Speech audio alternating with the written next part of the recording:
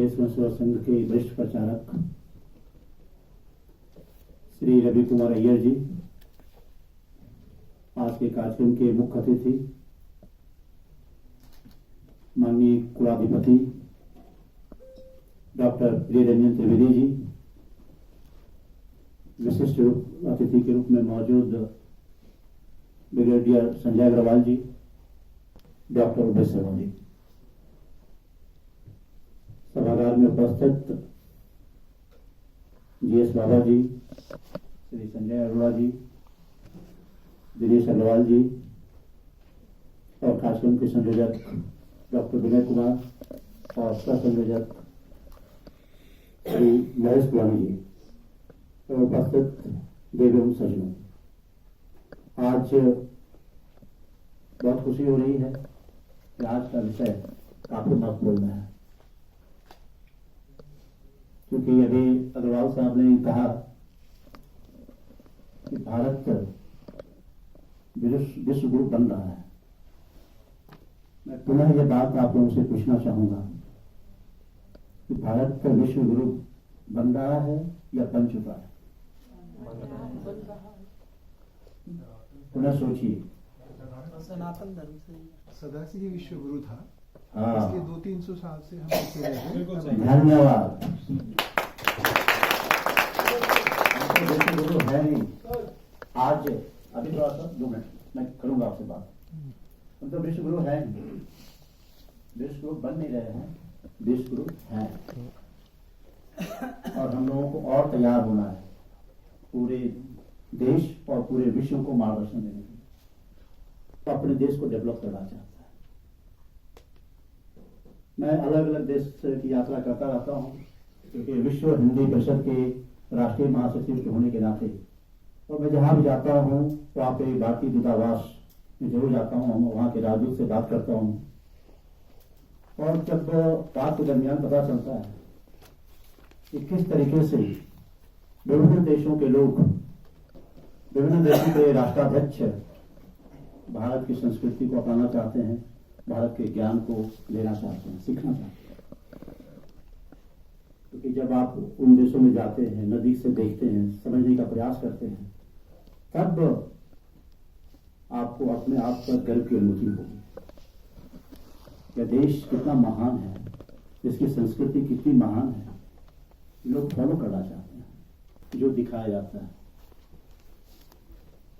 ये चूंकि राजनीतिक मंच नहीं है, सरकार बदली है, व्यवस्था बदला है, सोच बदली है और हम लोगों की भी जरूरत है सोच बदलने की।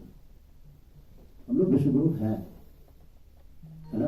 अभी क्योंकि सार्वजनिक जीवन में हूँ और किसी को भेजा था एम्स में, तो न्यूरो डिपार्टमेंट में, तो बोला कि यहाँ काफी भीड़ है, दिखवाने के लिए भेजा था, उनका नंबर लग गया। लेकिन मैंने कहा कि यहाँ जब इतनी भीड़ है तो विदेशों की क्या हालत होगी, जहाँ लोग तनाव से जूझ रहे हैं, परेशान हैं। काफी अलग अलग देशों में जाएंगे तो चीजें हैं, उसको विश्व गुरु बन करके हम सब लोगों को ज्यादा से ज्यादा लोगों को मार्गदर्शन देना है। क्योंकि आपने देखा कि माननीय प्रधानमंत्री जी के नेतृत्व में जब पहली बार सरकार बनी तो उन्होंने एक बहुत बड़ा पहल किया। मैं इस मंच से माननीय प्रधानमंत्री श्री नरेंद्र मोदी जी को भी धन्यवाद देना चाहूंगा, क्योंकि अंतर्राष्ट्रीय योग दिवस पूरे विश्व में मनाया जाता है 21 जून को। आज पूरी दुनिया हमारी संस्कृति को अपना रही है और ये हम सब लोगों के लिए बहुत ही गर्व और फख्र का विषय है। तो अभी विशेष रूप से चूंकि विकसित भारत की बात हो रही है, तो मैं यहाँ पर चर्चा करना चाहूंगा भारतीय ज्ञान परंपरा। जो भारतीय ज्ञान परंपरा पूरी दुनिया में सबसे समृद्ध और सबसे उन्नत ज्ञान परंपरा है। सफल बनाने के लिए सबसे ज्यादा जरूरत है अपने आप पर विश्वास करने का, क्योंकि जिसकी सभ्यता, जिसकी संस्कृति इतनी महान है, जिसकी ज्ञान परंपरा इतनी महान है, लेकिन हम लोग पश्चिमी देश की ओर देख रहे हैं। तो जरूरत है अपने ज्ञान परंपरा, जो भारतीय ज्ञान परंपरा है, उस पर विश्वास करने का। एक चीज मैं पूछना चाहूंगा, अभी जो एक नई शिक्षा नीति लागू हुई है उसका नाम क्या है? आप सब लोग काफी विद्वत लोग हैं यहाँ पे। न्यू एजुकेशन पॉलिसी, ये इसका नाम जो है ये कब का चेंज हो चुका है। ये न्यू एजुकेशन पॉलिसी नहीं है, नेशनल एजुकेशन पॉलिसी, राष्ट्रीय शिक्षा नीति। एक ऐसी नीति जो हमारे राष्ट्र में पहले से ही पल्लवित पुष्पित हुई है, उसको लेकर के आगे बढ़ने की बात हो रही है। की शुरुआत राष्ट्रीय शिक्षा नीति की शुरुआत हुई, जिसके तहत हम अपनी जो ज्ञान परंपरा है, योग विज्ञान है, ज्योतिष शास्त्र है, खगोल विज्ञान है, ऐसे जो भी हमारी प्राचीन ये ज्ञान परंपरा है, उसको ज्यादा से ज्यादा समझने की जरूरत है। उस ज्ञान को और ज्यादा से ज्यादा संवर्धित करने की जरूरत है।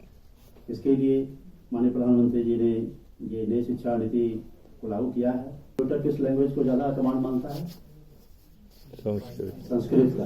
बैंडविड्थ सिस्टम जो है वो संस्कृत को ज्यादा समझता है। इसलिए हमारी संस्कृति, हमारी भाषा बहुत ही उन्नत भाषा है, और इसी के लिए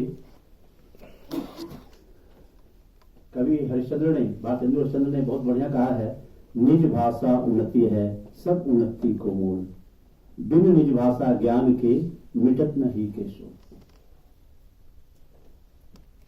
हम दूसरे को जब छोटा दिखाना चाहते हैं तब हम महाशक्ति बनना चाहते हैं, लेकिन जब हम दूसरे को आगे बढ़ाना चाहते हैं तब हमारा भाव होता है विश्व गुरु बनने का। विश्व गुरु बन करके हम पूरी दुनिया का मतलब आगे बढ़ाते हैं, उनको मार्गदर्शन करते हैं। इस तरीके से बहुत सारी चीजें हैं, क्योंकि धरती को माता बोलते हैं। एक ऐसा अनोखा देश जो पूरी दुनिया में से सबसे अलग है। कहीं भी आप सूर्य को भगवान का रूप दिया गया, सूर्य देव बोलते हैं। इस तरीके से यहाँ पे कृतज्ञता का भाव है, लीडरशिप का विशुद्ध भारत। मैं श्री प्रेम रावत जी को सुनता रहता हूँ। प्रेम रावत जी एक इंटरनेशनल स्पीकर हैं, पीस एम्बेसडर। उन्होंने एक बार अपने उद्बोधन में कहा कि जीवन में सुखी कौन है? आपके जीवन में सुख का होना किस बात पर निर्भर करता है? किस बात पर निर्भर करता है जी? संतुष्टि। सुख का होना इस बात पर निर्भर करता है कि आप अपने आप को कितना जानते हैं, कितना समझते हैं। आपने बहुत सारी चीजों को सीखा, बहुत सारी चीजों को जाना, लेकिन इस बात को जानने में कहीं कमी रह गई कि हम कौन हैं। Who am I? सारी विद्याओं में जो सबसे महत्वपूर्ण विद्या क्या है? Who am I? मैं कौन हूं? जब इस बात का एहसास हो जाता है तब आपके जीवन में सुख और सुख शांति और आत्मविश्वास का संचार है ना। और मेरा पूरा जो व्याख्यान है इन्हीं बातों पर केंद्रित है कि अपने आप को जानिए, अपने आप को समझिए, अपनी ज्ञान परंपरा को अपनाइए, है ना। अपनी राष्ट्रीय शिक्षा नीति के जो चीजें कही गई है उसको ज्यादा समझिए भी। क्योंकि मैं ज्यादा उद्बोधन देना नहीं चाहूंगा, क्योंकि इस विषय के बहुत से विद्वान वक्ता यहाँ पे मौजूद हैं। श्रीमान रवि कुमार अय्यर जी, जिनका बहुत इस विषय पे चिंतन है, काफी बढ़िया उद्बोधन देते हैं, और मैं बराबर उनको अपने कार्यक्रम में आमंत्रित करता रहता हूँ। क्योंकि अभी हाल में ही 25-26 जुलाई को इंडियन सभागार में एक बहुत बड़ा अंतर्राष्ट्रीय सम्मेलन हुआ था, अंतर्राष्ट्रीय हिंदी सम्मेलन। उसके पहले सितंबर महीने में माननीय गृह मंत्री जी के नेतृत्व में, श्री अमित शाह जी के नेतृत्व में भी विज्ञान, अपने आप पर गर्व करें, अपने आप को जानने का, अपने आप को समझने का प्रयास करें, तभी भारत विकसित राष्ट्र की श्रेणी में आएगा। तभी हम सही मायने में मतलब नेतृत्व कर पाएंगे पूरे देश और दुनिया पे। हमारे बीच मौजूद हैं माननीय कुलाधिपति महोदय डॉक्टर परिजन त्रिवेदी जी, जिनका